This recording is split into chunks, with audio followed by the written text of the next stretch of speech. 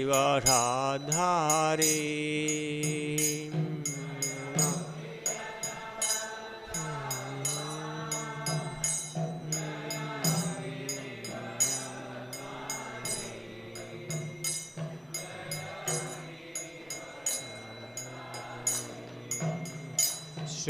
Shodanandana Vrajajana Ranjana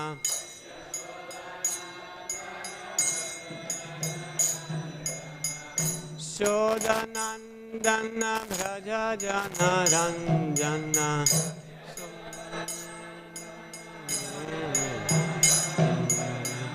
Yamuna Tira Vanachari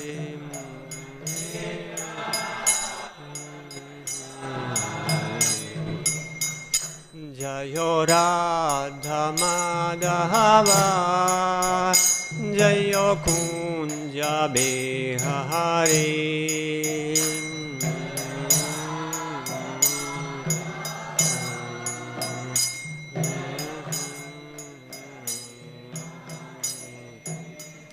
Jayo Gopi Janna Vallabha Jayo Giri Varadhari Jayo Giri Varadhari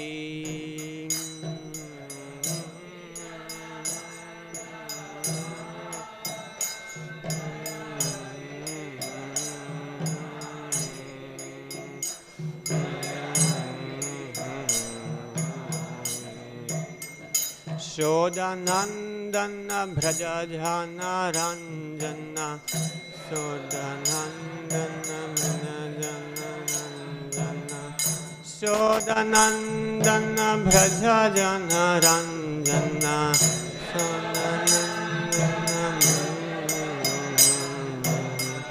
Munathira Vanachari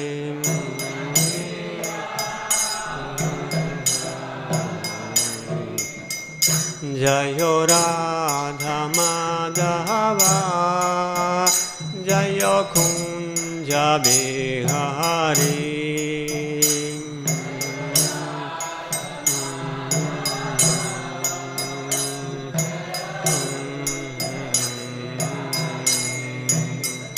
Jayo Radha Madhava Jayo Kunja Behari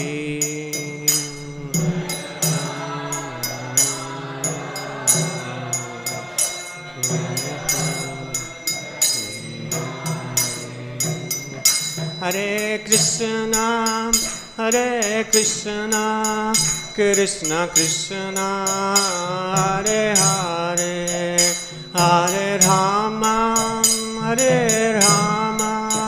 Rama Rama, Hare Hare.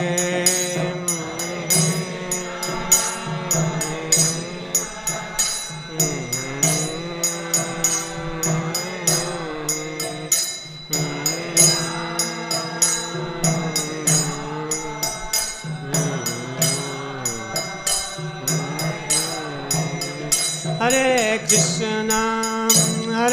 Krishna, Krishna Krishna, Hare Hare, Hare Rama, Rama Rama, Hare Hare.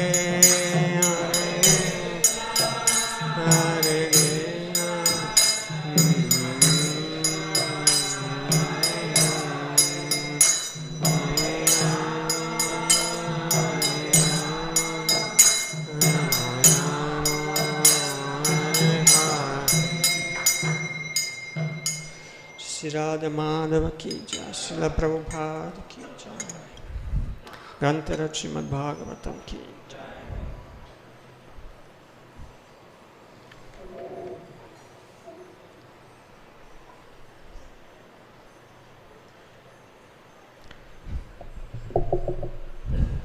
Krishna, this morning we are reading from Srimad Bhagavatam, Canto 2, Chapter 1, Shloka 6. Is it 6 on the board? Om Namo Bhagavate Vasudevaya.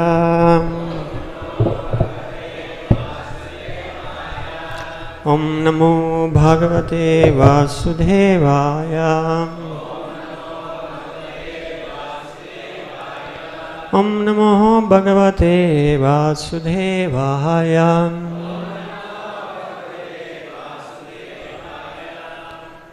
Etavan Sankhya Yogabhyam Swadharma Parinishtaya Janmalabha Parapumsam Ante Narayana Smriti. Etavan Sankhya Yogabhyam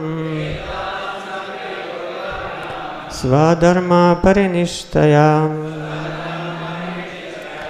Janmalabha Parapumsam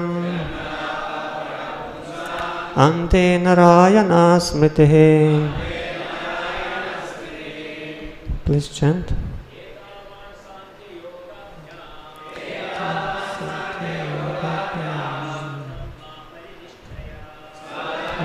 Parinishtaya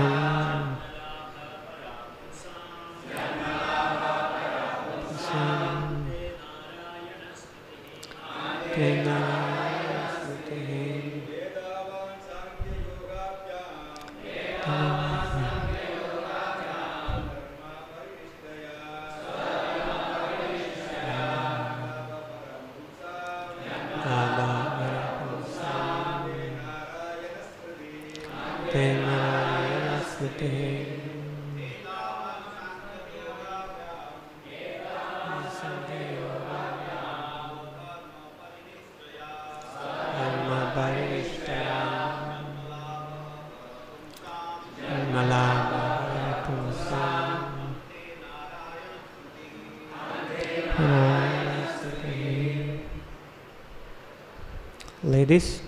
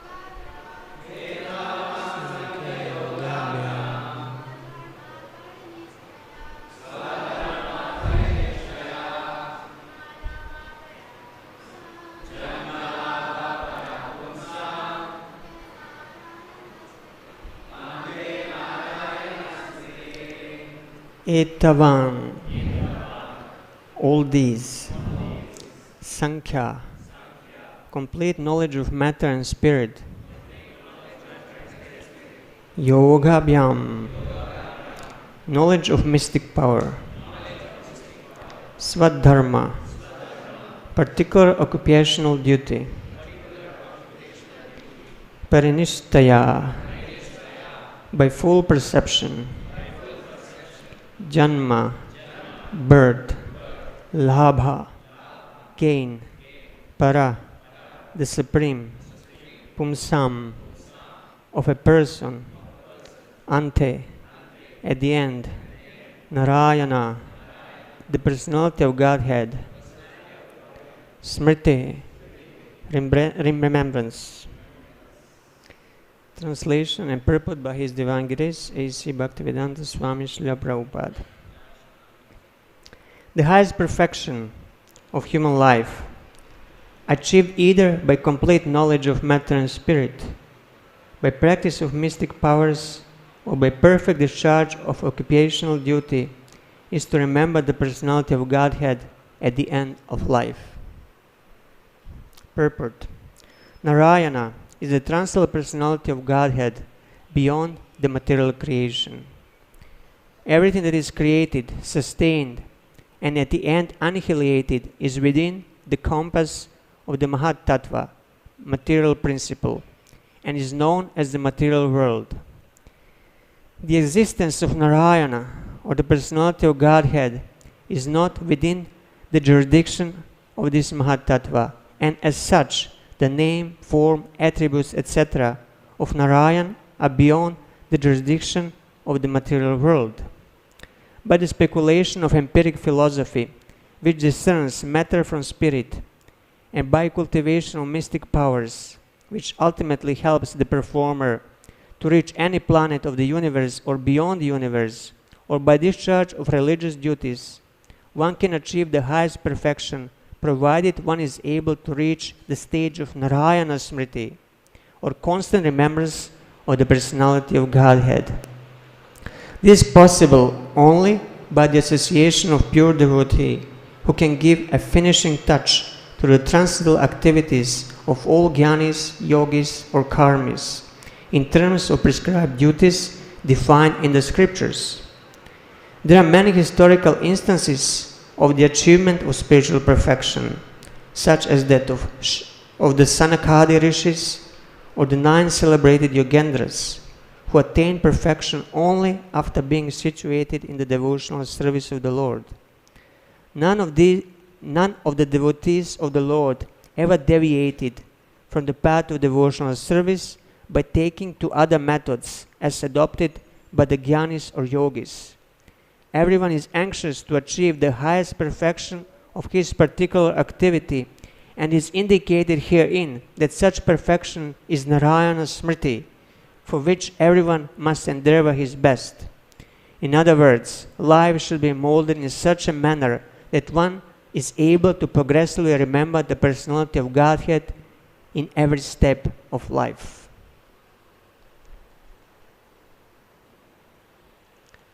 Om Jnanatimrandasya Gnanjana Shalakaya Chakshur Unmilitam Yena Tasmai Shri Gurave Namaha. Namo Vishnupadaya Krishna Prishtaya Bhutale Shrimate Bhaktivedanta Swaminiti Namine. Namaste Saraswati Devi Gauravani Pracharine Nirvishesha Shunyavadi Pasyatya Deshatarine. He Krishna Karana Sindho Dhina Bandho Jagatpate Gubesha Gopiga Kanta Radha Kanta Namostute Tapta Kanchana Gorangi Radhe Vrindavaneshwari Vishabhanu Sute Devi Pranamami Hari Priye.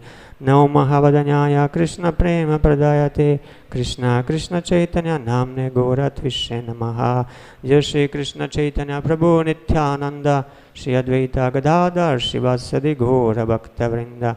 Hare Krishna Krishna Krishna Hare Hare Hare Rama Rama Rama Hare Hare. Vanjakalpatarubhasya kripa sindhubhya evacha patitanam pavanebhyo vaishnavebhyo namo namaha. So this is the famous verse quoted by Srila Prabhupada and other acharyas in many places, hundreds of the places. So we are going to say something about the remembrance of the Lord at the time of death. But before we go into that matter, I'd like to ask you one question. Can you remember what was the latest worry that preoccupied your mind recently? Something that really bothered you. Something that you had to think really about.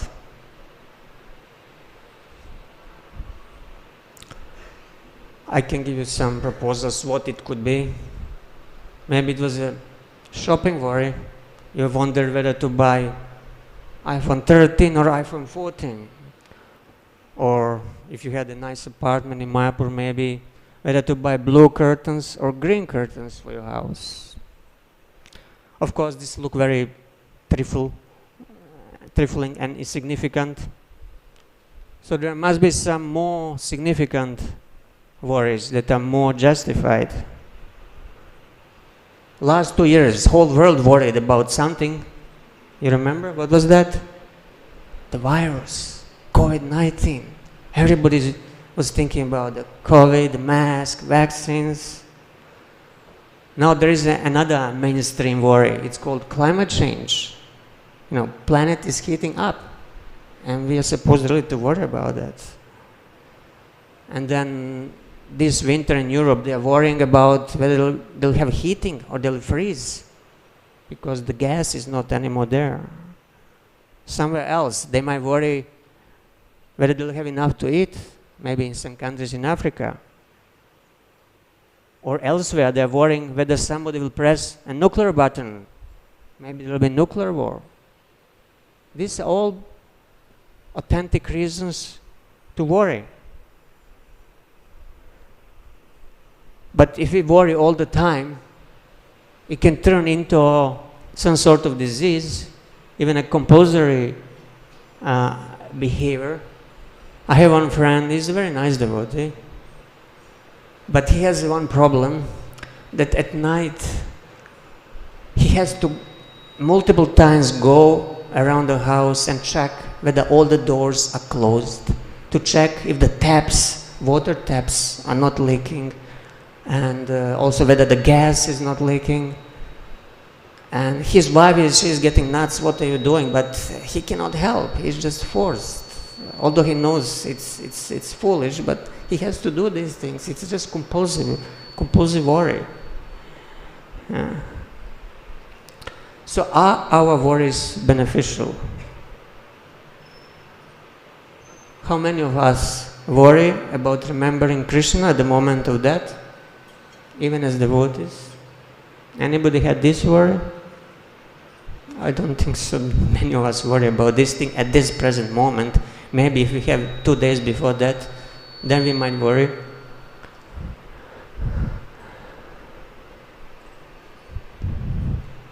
Do we worry about our life getting shorter with every setting and rising of the sun? Not much, unless we are really old and have some terminal disease. So I'd like to tell a story which will illustrate what should we worry about and what we should not worry about. It's a nice story, which is an elaboration of one Sanskrit sloka. So there was once one prince who with his associates went for hunting. So they were riding their horses and going around the forest. And then they saw a group of ladies carrying milk pots on their heads. Like in India, it used to be common sight in a rural area, in village areas, ladies carrying either water or milk or buttermilk, some curd on the heads in the clay pots. So when this prince saw this, he thought, oh, let us have some fun. I would like to see how these ladies are going to react if we smash their milk pots. Later we'll pay them for all destroyed and spilled milk, but let's see their reaction. So they start shooting arrows and breaking these milk pots. And all ladies, they start screaming, they were in panic, they reacted, very emotionally. Except for one lady. That lady, she didn't care very much. She looked quite sober and didn't look very disturbed. And the prince, he was very intrigued. Oh, how come everybody else is crying and this lady, she's just standing there very peacefully like a yogi? I have to go and inquire from her. So he went to her and asked her, how come you're not crying? Everybody else is crying. Why you're not disturbed? And the lady told him, it's a long story. Do you have a little time? I can tell you. Yes, I'm really intrigued. Please tell me. Please listen, she told him. Once, many years ago, I was a young and beautiful lady. I had my husband. I had a young son, 7 years old. And we were happily living in a city.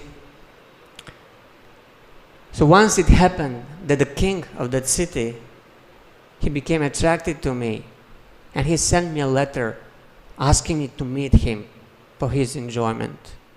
I was terrified. So I immediately wrote a letter to my husband, who was in a neighboring city selling some goods. He was a merchant. So as soon as he got my letter, my husband came back and we made a plan. So I wrote back to the king and told him, yes, I will meet you, but under one condition. You come alone at the place which I say. So she told him, and king agreed. So she told me to come at night time at a lonely place. And then she went there together with her husband. And she carried a big knife with her. And husband was hiding behind in the bushes. So when she met the king and king attempted to do something, she killed him. She just had to defend herself and her chastity. And then she went back to see her husband, and to her surprise and utter horror, she saw that husband was also dead. The snake was there in these bushes. Snake bit him, and he died from a snake bite. So she was very, very disturbed. She didn't know what to do. She couldn't go back home. So she took her son and they left for another city. Then on the way, some robbers, they attacked her. It's a long story. They attacked her. They took her child who was given to adoption. They took all her ornaments. So she suffered a lot. So she was left alone without anybody in this world. She wandered here and there. Eventually she came to some city and there was some prostitute house there. So these prostitutes, they hosted her, and eventually she also had to do their own job. So she lived like this very horrible life. And after many years, that adopted son, he grew up and he happened to come by to that also prostitute house. And of course she didn't know it was him, but somehow she had to sleep with him. And then when she realized that it was her son, she got so disgusted with herself that she went to Brahmanas and asked them, what should I do to atone for all my sins? And the Brahmanas told him, only atonement for you is to make a pile of wood, lie on the pile of wood, lit it to fire, and burn yourself. So she did exactly that. She made a big pile of wood on the bank of the river. She lit the fire. By that time, the river overflooded and destroyed that pile of wood. So she fell in the water. She tried to drown, but somehow she didn't drown, and she was eventually cast out on the other bank. And then she wandered again around and eventually came to some village where some milkmen, some goshas were living. And they accepted her in their service, and since then she was living there. Can somebody please fix the sound? So they engaged her, and since then she was working with this milkman, carrying the milk and doing other services. And now she asked the prince, so do you think after all this that happened to me, do you think that I can worry about some broken clay pots? And then Prince realized why she was not actually disturbed. After all these things that happen in life, to worry about something so insignificant as the broken pots is ridiculous. But we all tend to worry about broken pots and spilled milk, and we forget the real problems of life.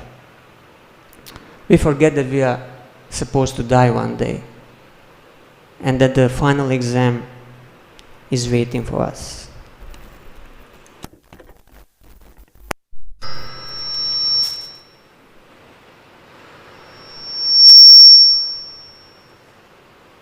Hare Krishna.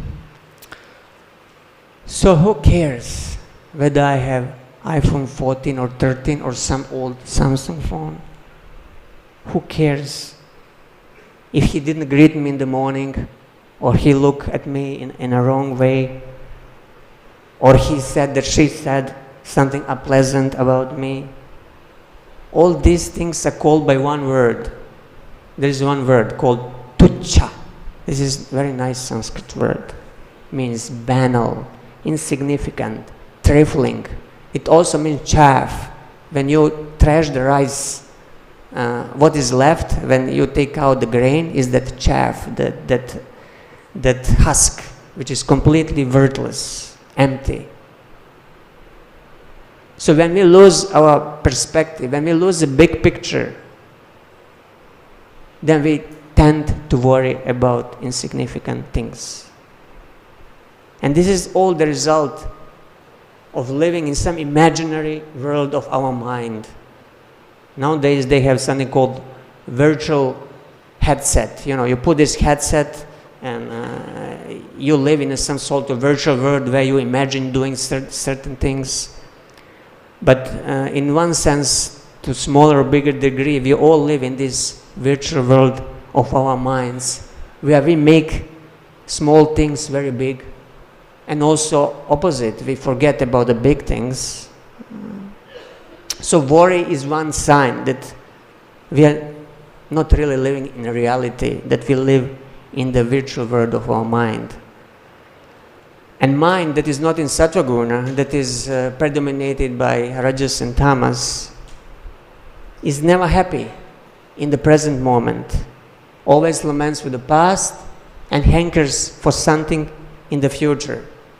So we go to astrologers and ask him, oh, what can I expect in the next Mahadasha? And then he tells us, oh, when your Jupiter comes, or when your Venus Mahadasha comes, or this Antardasha or that Antardasha, you may expect this and that. And then we live in a hope, finally, one day something will come and I'll be happy.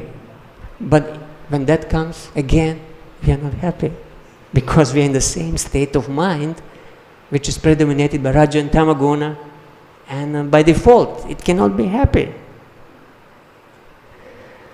So in this way, half of our life can pass, and sometimes many, many, many years, until we wake up, if we wake up, and realize that real happiness comes only from the spiritual platform, comes only from devotional service.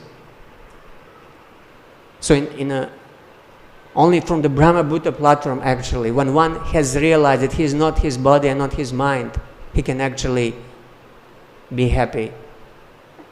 And according to Bhagavad Gita, engage in devotional service in a real sense. Brahma Bhuta prasanatmana shochari nakamshati samasaveshu bhuteshu mad bhaktim labate param. When he reaches Brahma Bhuta, above this hankering and lamentation, he actually starts devotional service in true sense. In Srimad Bhagavatam, in the 10th canto, in the description of the rain season, we have one very nice verse describing what happens after the rain season. Shukadeva Goswami describes, the fish swimming in the increasingly shallow water did not at all understand the water was diminishing, just as foolish family men cannot see how the time they have left to live is diminishing with every passing day. So now here in Mayapur is the end of the rain season. So in the fields you see some small pools, ponds of water, and sometimes some fish is caught there. But that fish is ignorant, it's foolish. It doesn't see that the water is going down, and after some days it will end up on dry land and die. So similarly, those who are foolish materialists, family men or not family men, they don't think that very soon, one day, the death will come. And then what we are going to do? Of course, if we are devotees, we are assured that we will not go to hell. But we may not remember Narayan at the end of life. And then there is no guarantee that in next life we will be devotee. Of course, we'll continue devotional service, but again, when you think about it, you have to be in the womb for 9 months. Then you have to go through all the pains of growing up, being a baby and crying and feeling, disturbance and pain, and nobody understands you. Then you have to go to school. Just going to school is one thing. I would not like to be born again. And then when you come to teenage age, all you're interested in is other boys and girls. The other day I was with one friend at the Jalangi Bank, and there were some young teenage boys and girls there. And my friend who is coming from Europe, he told me, but they speak same as the boys and girls, Karmi boys and girls in Europe speak. What she told me and he told me, and he looked like me at me like this and like that. All this ordinary boys and girls stuff. So do we really want to go again through all this? So how to wake up from these dreams, insignificant worries and daydreaming of our mind that doesn't do any good to us and that stops us of making progress? There's one book called How to Stop Worrying and Start Living. 1948, Dale Carnegie, famous Dale Carnegie, he wrote, How to Stop Worrying and Start Living. So we want all to stop worrying and start living a real life in devotional service. There is one funny story. A man saw in the newspapers an ad. Somebody was hiring somebody, giving good pay. So he went there and asked him, what is this job about? He went to the employer. What is the job about? Oh, I worry too much, so I need somebody to worry for me. And the pay is $1,000 a month, something like that. Oh, very good. I can do that for you. You're hired. Okay, so when will be my first paycheck? Well, that will be the first cause of your worry. I don't have any money. So we cannot really hire somebody to worry for us. We have to learn how to stop worrying about insignificant things and start worrying about the real things in life. If you remember your times in school, at the end of year, usually there were final exams. And as I remember, there were some groups of students who studied regularly throughout the year. And at the end, the final exam would come, they were ready, they didn't need really to stress and overexert too much. But there was a second group of students, and I think I was in that second group of students, who would start studying maybe a month or a few weeks before that final exam in a great panic, studying day and night just to pass the exam. And the rest of the year, we were just, relaxing and playing around. So we have to understand that the final exam is coming at the end of life. So are we going to wait for 1 month before that, or whatever little time is left that we are warned? Or we are going to start preparing now? I think it's much wiser to have a bigger picture and start preparing well in advance. So we have to become aware of our precarious position in this world, to realize who we are and why we are here, and stop daydreaming. If we just daydream and worry about the small things, we will not move anywhere. Nothing will really change. We'll just move in circles and circles. So liberated souls, like previous acharyas, they all want us to wake up. So that's why we should listen to their words, trying to wake us up. So Srila Bhaktivinoda Thakur, he writes in his Gitavali, he says, Udita tapana hoile asta, dina gelo boli hoibe byasta, tabe keno ebe alasa hoi, nabaja hridoya raje. Each time the sun rises and sets, and day passes and is lost, then why do you remain idle and refuse to serve the Lord of the heart? Jivana anitya jhana sar, tahe nana vida vipada bhar, namashreya kori jattane tumi takaha apanakaje. So now he tells us, what should we do? Understand this essential fact. Life is temporary and full of all kinds of miseries. So take shelter of the holy name as your only business. So this is our only business in this life, to take shelter of the holy name. Everything else is there just to support that. But somehow we tend to make other businesses priority, and this business something which is not so important. Then he says, Jivara kalyana sadhana kam jagate asi emadhura nam avidya timira tappana rupe hrid gagane viraje. Desiring to bless all souls, the sweet name of Krishna has descended to the material world and now shines like the sun in the sky of the heart, destroying the darkness of ignorance. And then he finishes, Krishna nama suda korya pan jura bhakati vinoda pran nama bina kichu nahiko aro choda bhuvana maje. Drink the pure nectar of the holy name of Krishna, and that satisfies the soul of Thakur Bhakti Vinod. There is nothing but the holy name within all the 14 worlds. So we are looking for the solution for our problem, for cure for our diseases. So there is one master cure, one supreme solution, that's called Harinam, the holy name of Krishna. Sarva roga panashanam, sarva padrava nashanam, shantidam sarva nishtanam, harer namanu kirtanam. So Brihad Vishnu Purana says, when one performs Sri Harinam Kirtan, all kinds of diseases go away. Srila Bhaktisiddhanta Saraswati Thakur, he used to tell his disciples when they complained to him or they are sick, instead of sending them to doctor, he told them, you chant better, then all your bodily problems will go away. So all kinds of diseases go away, all kinds of disturbances are appeased, all kinds of obstacles are destroyed, and one attains the supreme peace. So this is the result of the chanting of the holy name, without offenses, of course. So this is the best of all sadhanas, to attain the stage of Antinarayana Smriti, remember the Lord at the time of death.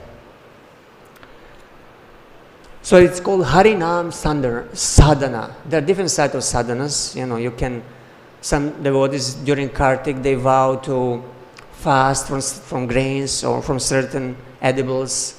Some vow to read, some Bhagavad Gita chapters, this and that. So there are different sorts of sadhana. But there is one sadhana called Harinam Sadhana.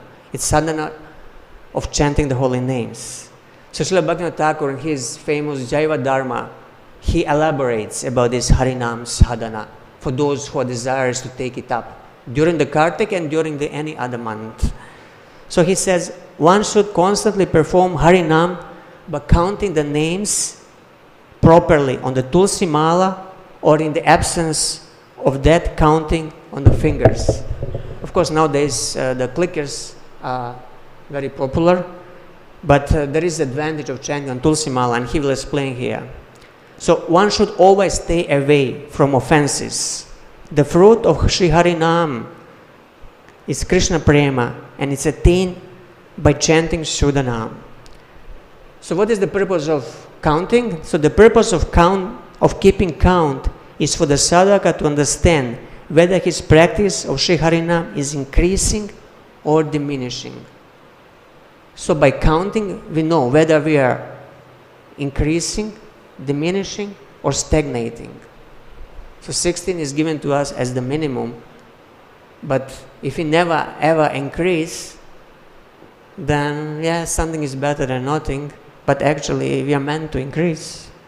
This is the purpose of counting. And he says, Tulsi Devi is very dear to Hari, so touching her while taking Harinam means that Harinam bestows more benefit. When one is practicing holy name or japa, one should understand that Sri Krishna Nam is non-different from his Swarup, his form. So chanting with understanding that name is non-different from Krishna. And then he also explains 3 types of sadhakas, 3 types of practitioners, which is also mentioned in Chaitanya Charitamrita. So Kanishta, Madhyama, and Uttama. So Sri Chaitanya Mahaprabhu, he told to Satyaraj Khan that anyone who takes the holy name is a Vaishnava. Anyone who chants sometimes is called a Vaishnava. One who constantly chants the holy name, he is called a Madhyama Vaishnava. And Uttama Vaishnava is one whose very sight makes holy name appears on one's mouth. So since we all chant holy name sometimes, we can be all called Vaishnavas. But we don't want to remain Kanishta Vaishnavas forever. At least we want to move to Madhyama stage. And according to this definition, Madhyama is one who chants the holy name constantly. So what is this constant chanting? Again, Srila Bhaktivinoda Thakur explains in Jaiva Dharma. So how is it possible to perform continuous Nama Sankirtana?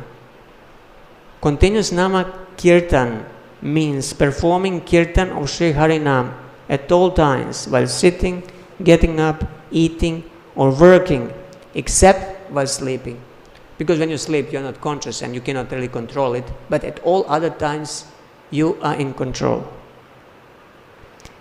In Nama Sadhana, in this special type of sadhana or practice, there is no propagation regarding time, place, situation, or cleanliness.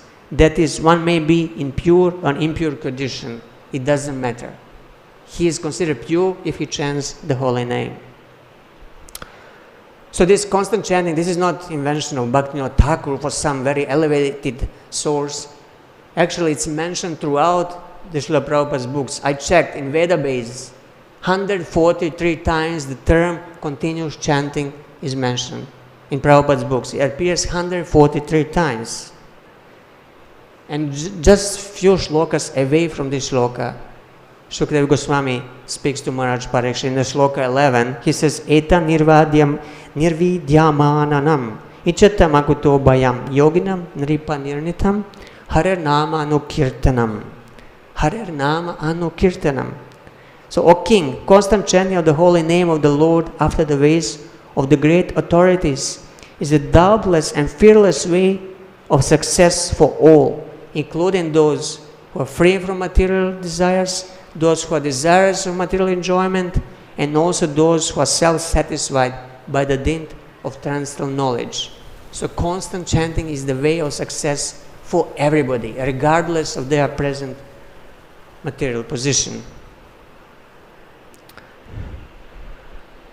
So in conclusion, we have a superior method to prepare for the final exam of remembering Krishna at the time of death. And that is called Hare Nama Anukirtanam, continuous chanting of Hare Krishna Mahamantra. Hare Krishna, Krishna Krishna, Hare Hare, Hare Rama, Rama Rama, Hare Hare. And then, if we spend a life in this way, continuously chanting and remembering Krishna, then it's assured that at the time of death, we will also remember Krishna. We will not be left to the whim of our mind or a chance. I remember once one devotee told a story many years ago. He was drowning in Ganga, and then somehow he was saved. But then he told his experience later. So he said what he was thinking under the water when he was drowning. He said he remembered some ad for washing powder that he saw on a TV. This was the thoughts that were passing in his mind. So he didn't really remember Narayan. So he understood that he has more to work in order to be able to remember Krishna at the time of death. And I guess it applies to all of us. Ajamil is the famous example of a foolish family man who forgot everything, and he lived long, sinful life and had a baby even when he was 80. But because of his previous devotional service when he was young, he named his son Narayan, and this name of his son saved him at the time of death because he was always calling his son. So this is one way, but to name your son after Krishna and to be very attached to him, but it's not actually a recommended way. It happened to Narayan, doesn't mean that it will happen to us. So once we remember Narayan, we go back to Narayan, either to Krishna Loka or Vaikuntha Loka, depending on our aspirations and level of perfection. So what we are going to do there will be no worries anymore. We'll be bored. There'll be no worries. Is it correct? Not really. The worry is going to continue there. If you remember, Vrishvasis, they are always in some worry and some anxiety. Krishna goes to the forest and gopis think how he can walk barefoot because there are so many thorns there and he might hurt himself. And then there are so many demons, Agasura, Bagasura, Putana, Trinavarta, so many demons attacking Krishna, and they're always in anxiety. Kaliya, when Krishna was dancing on Kaliya, all Vrishvasis, they almost died, being in anxiety for Krishna's safety. But this is different sort of worry. It's not worry that is coming from material conditioned mind. It's worry coming from pure Krishna prema. It's worry that is enhancing one's love for Krishna. It's worry that is absorbing mind more and more in Krishna, not in the material world. So Mother Yashoda, she always worries whether Krishna eats enough. When he leaves to the forest, he goes after him and tries to give him shoes and embraces him 5 times. So Krishna goes back and forth until she finally lets him go. And she worries not only about Krishna, she also has to worry about so many household affairs. She has to worry about the milk and curd and all these things that are related to Krishna. So now it's a Kartik month, so Damodar Leela is told. So if you remember well that Mother Yashoda, she was suckling Krishna, Krishna was drinking her milk, but then she noticed that nearby the milk was boiling. So she left Krishna and went to take care of the milk, which made Krishna angry. So she worried about the milk because that milk was for Krishna. So it was favorable for devotional service. All the milk and yogurt and everything that happens in the household of Mother Yashoda is meant for Krishna. So in that sense, it's even more attractive than Krishna himself. So it's a devotional service to worry about these things. So Krishna, he became very angry when he was left, and he started creating mischief. He broke the pot of yogurt, stole ghee, ate it, gave it to the monkeys. But now Mother Yashoda was coming back and Krishna had to worry. So he had to run fast. But Mother Yashoda is faster, so she caught him. So she came face to face with him, and all his hands were covered with the ghee, so he tried to cover it up by putting dust to cover the ghee on his limbs. And then with his eyes he was looking left and right, looking for a way to escape. And then eventually, when that didn't work, he started weeping to remove his mother's anger. And he made his body tremble in fear, which was sort of pretense, but he was also genuinely afraid under the influence of Yoga Maya. So Mother Yashoda said, seeing Krishna in this condition, if you want to steal in this house, then look at the stick in my hand. So she had a stick. So she threatened with a stick. When her lotus-eyed son was overcome completely with the fear, on hearing this, she realized maybe it's too much, so she threw away the stick. And Krishna was saying, Mother, Mother, please, do not beat me. But she told him, but you are a thief. You are the king of all thieves. Your father's lineage, they're all thieves. Nanda Baba's family members, they're all thieves. So tell me, how did the yogurt pot break? And Krishna said, well, it was the Supreme Lord's stick. Well, he was actually right. He's the Supreme Lord and his stick broke it. But he was saying, no, it's a Vishnu stick. And who gave the ghee to monkeys? He who created the monkeys, he gave the ghee to them. Meaning again him. So how did the yogurt pot break? Well, then he again started weeping. So when you ran quickly, the pot broke because of being struck with your anklets. What is my fault in this? You broke the pot. And inspired by the Lord, the monkeys, they entered the house to steal. When they pulled at the ghee was hanging, so they were pulling on the ghee.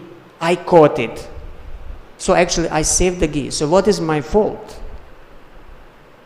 And then seeing you holding a stick, I ran away in fear. And you thought that I'm a thief, but actually I'm not a thief. I was just frightened because you tried to mercilessly beat me without any justice. And then Mother Yashoda said, "Oh, best of thieves, with your clever words. Though you're the son of King of Raj, you are fond of monkeys and you have a nature similar to those of monkeys."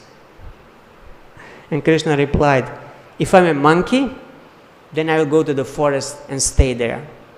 And this made Mother Yashoda afraid. Oh, this child is very restless. Maybe he will really do that.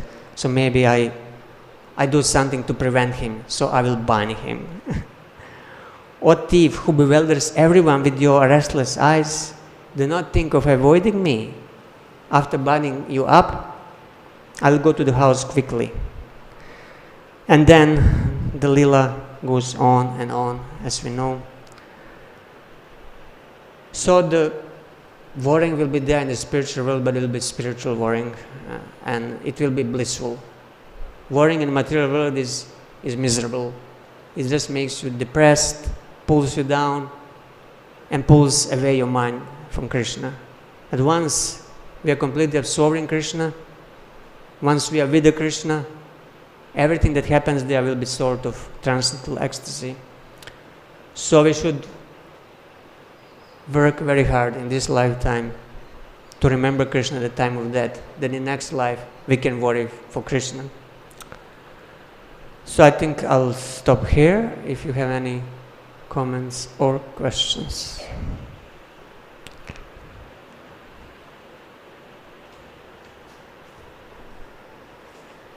Yes, Mataji, there.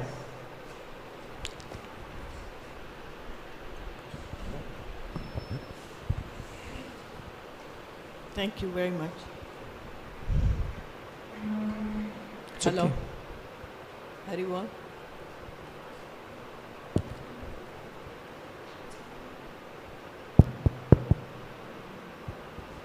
Thank you very much for your nice class.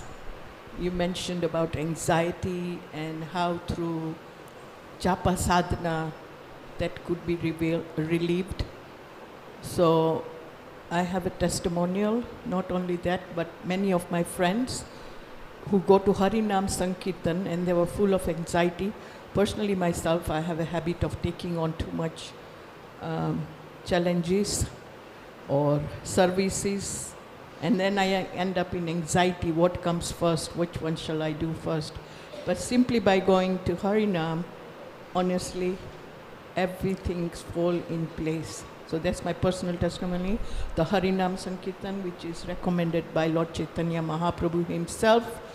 And I challenge anybody to come and check out your anxiety out there. Hare Krishna.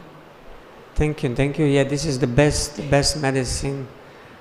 Harinam Sankirtan, the group chanting is even more powerful than individual chanting, and it has a power to dispel all the clouds of the mind, all these dark crowds of anxiety, worry and depression, and lifts you up above the bodily and mental platforms. So we want to be on that platform all the time. So if we feel down, as Mataji says, we should just join some good, powerful Harinam Sankirtan. And then you'll find out that the next day also our japa will be much better. Once I remember, many years ago, I went for some summer camp, and every day there was a Nama Yagya there. I was still young devotee. There was a Nama Yagya for 3, 4, 5 hours. So I was sitting there and chanting blissfully without thinking much about anything else. And when I came back, some of my friends who saw me, they thought, "Wow, you're floating. What happened to you?" Then I told them, "Well, I just participated in this chanting, and of course it weared off after some days of not doing it. Gradually you come down to the to the normal level where you start worrying again.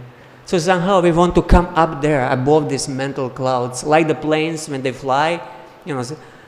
Sometimes they're below the clouds, sometimes they're going through the clouds, and once you're above the clouds, it's only bright sunshine and unlimited horizon everywhere you look. So similarly, once we go above these mental clouds of our mind, there'll be no worries anymore. We will feel fearless. This is what Prabhupada said when they asked him, how does it feel to be fully Krishna conscious? And Prabhupada said, you feel no fear. No fear means because you're not living in your mind anymore, and you know that Krishna is there, and Krishna is there to protect you at every moment. You feel the presence of Krishna. So that state is available to all of us. Just we have to push through to go above this barrier of the mental clouds. But it's there. And sometimes during the blissful kirtans we might have this short experience. It's just to encourage us how to go further. So we have to make effort. We have to make effort on a regular basis. Otherwise we'll be always depressed and anxiety and worry, and it will be miserable life. So who wants to live a miserable life full of worry when we have the best practice, chanting the holy names? So why not to take advantage of it? Okay, I'll stop. Yes, Prabhu.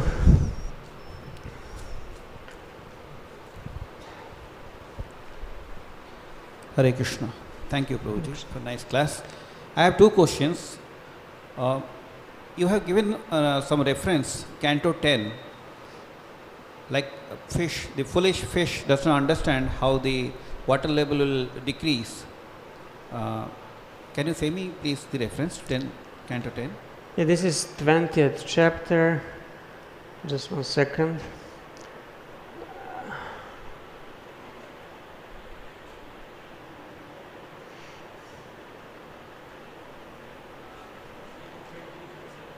Ten, 20, 37. Yeah, 10, 20, 37. Thank you. This is description of the rain season in Vrindavan.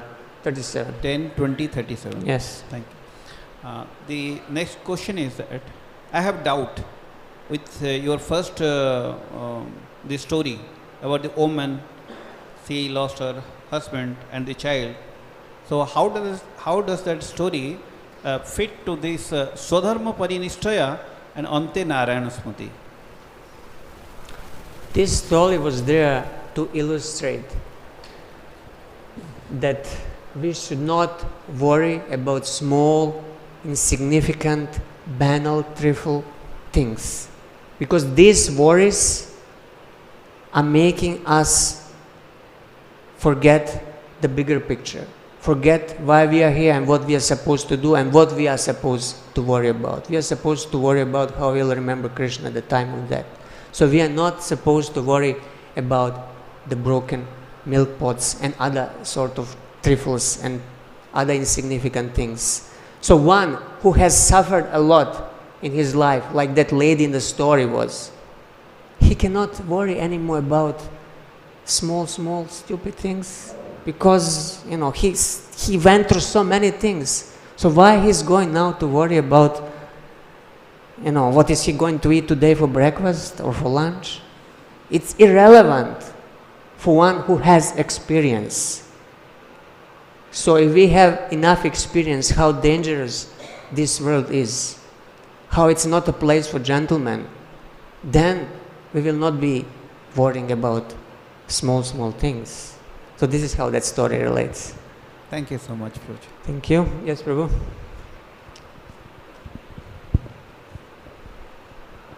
Hare Krishna, Prabhuji. Hare. Thank you for a very Thank you. wonderful class. Prabhuji, you quoted Bhaktivinoda Thakur about steadily increasing the quantity of our chanting. But my personal experience is that my struggle with regard to the quality of chanting continues. Even if I try to increase the quantity, I still have the struggle with the quality. Mind continues to wander. So is there something else that should be done apart from trying to increase the quantity of chanting? Yeah, working on the quantity is one way, but of course, one should try to increase the quality also. But just saying, oh, I will just work on the quality and I'll forget about the quantities also doesn't work. For example, if somebody plays tennis and he says, oh, I will practice once a week for 1 hour. Can he really improve his performance with this practice? No, he has to increase the quantity of his practice, meaning that every day he has to practice for 2 hours. And then during this practice, he will also think how to increase the quality of his playing. So similarly, in order to increase the quality, we definitely need to increase the quantity, but then there are other things that will help us to increase the quality. Like you have to, take care that you're always in a sattva guna, that you do, that throughout the day you do sattvic activities, that you do not contaminate your mind with the lower gunas, tamas and rajas, that will pull you down, that will enable you to be attentive. So many things that there are in the terms of lifestyle. We need to live a pure and sattvic lifestyle. And also we should not be putting the garbage in our mind. Nowadays, internet is full of garbage. So many mundane news are there and here. So if we are completely absorbed in these destructive talks, gramya katha, then it will be very difficult to improve the quality of chanting. So everything has to be, even diet has to be sattvic. Routine, daily routine also has to be regulated. You cannot be going to bed at 12 o'clock and then expect next day you will chant good rounds. Everything has to fit together. Is that okay? Thank you, Prabhuji. I just have one more supplementary doubt. Krishna wants us to avoid thinking about triflings by meditating on the real problems of life, like Janma Mrityu Jara Vyadhi Dukkha Doshanu Darshana.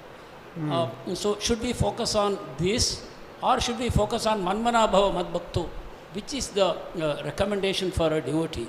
Should there be a subliminal thinking of these real problems of life also, apart from trying to absorb our mind in thinking of Krishna?